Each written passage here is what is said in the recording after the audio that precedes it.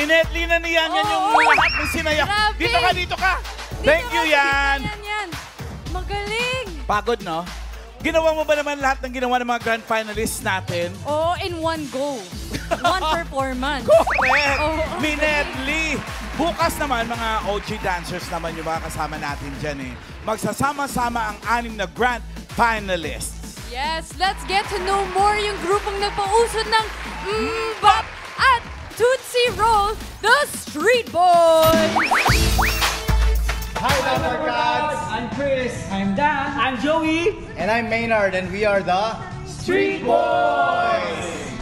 Nag-start ang Street Boys during 1993-94. Some of us, working student pa lang. Kami pong dalawa, nanalo po kami ng dance contest sa Itbulaga. Kami po yung nag-champion, kaya nakapasok po kami ng Street Boys. Yes, ako po naman po yung nanalo ng Hiso Kaka. Tapos nag-audition din po ako for Street Boys. Kaka-graduate ko lang po nung high school noon bago ako nag-start ng Street Boys. Ako, college time ako, nag-aaral ako. Bibigyan po namin kayo ng sample sa mga sumikat naming dance hits like Boom Bap.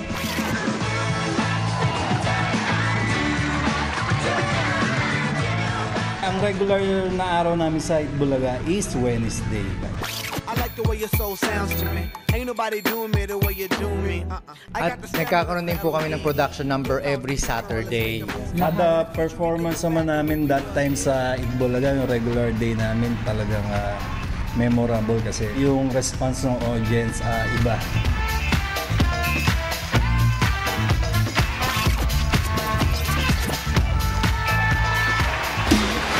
Nostalgic! Ang saya! Ito na. Naalala ko yung Broadway tuloy. Yung mga sayaw nila na yun sa Broadway pa yun eh. Abangan nyo Street Boys bukas sa Grand Finals ng Rewind, the Comeback Stage. Once in a lifetime na po to mga Dabber Cats. Magsasama-sama ang mga dance legends ng Pilipinas sa EB Stage.